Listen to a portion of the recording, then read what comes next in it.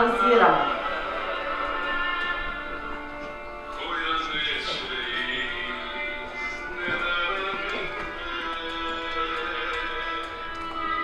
Iz kog je ovo filma?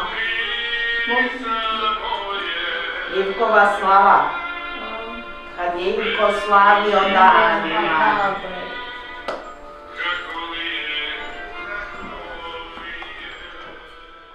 Muzika nije samo profesija, već deo čoveka, ističe doktor muzičkih umetnosti Danijela Ilić, Sokobanjčanka, koja je i pored brojnih putovanja i školovanja u inostranstvu ostala verna svom rodnom mestu. Kako sama kaže, Sokobanj je oduvek bila i ostala njen dom. Ovde je napravila prve muzičke korake, gitaru je svirala 6 godina, a časove je držao nastavnik Mića Radosavljević iz Aleksinca, koga se i danas seća kao izuzetnog pedagoga.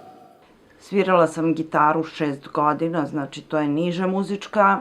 Zatim sam završila srednju muzičku fizioterapeutski smer ovde u Sokobanji, jer moji nisu dozvoljavali da se odvojim od kuće. Međutim, ja sam krišom upisala u Banja Luci srednju muzičku školu, odsek isto za gitaru.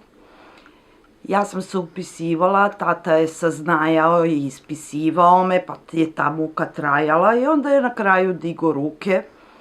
I kad sam upisala fakultet u Skoplju, on je definitivno digo ruke i nikom nije govorio da sam ja upisala to nešto bez veze, muziku neku, a on je inženjer, mama ekonomista, ja muzičar, strašno ne ide.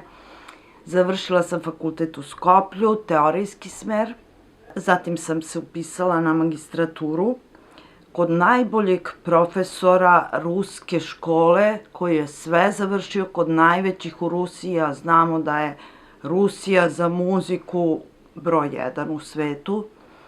Ja sam želela isključivo kod njega, zvao se doktor Penčo Stojanov, inače iz Sofije.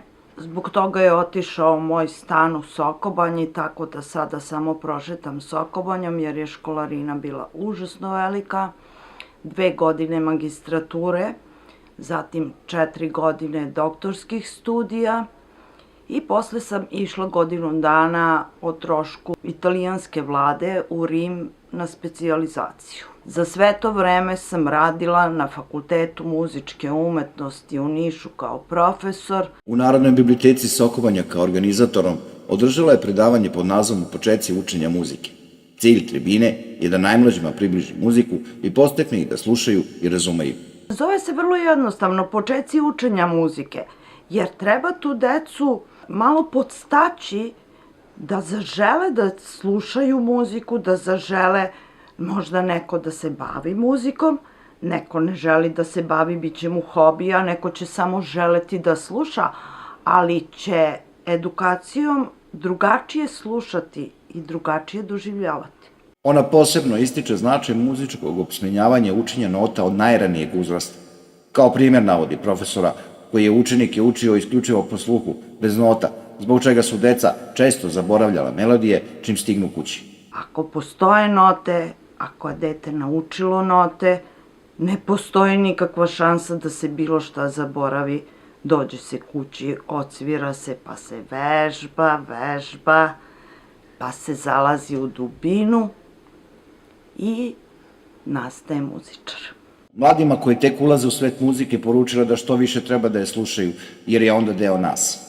Slušajte je svim svojim bićem, jer muzika je u nama. Slušajte je srcem, plućima, bilo kako ritmom. Ritam je takođe u nama. Sve je to u nama. Znači, muzika nije strano telo. Muzika je deo nas.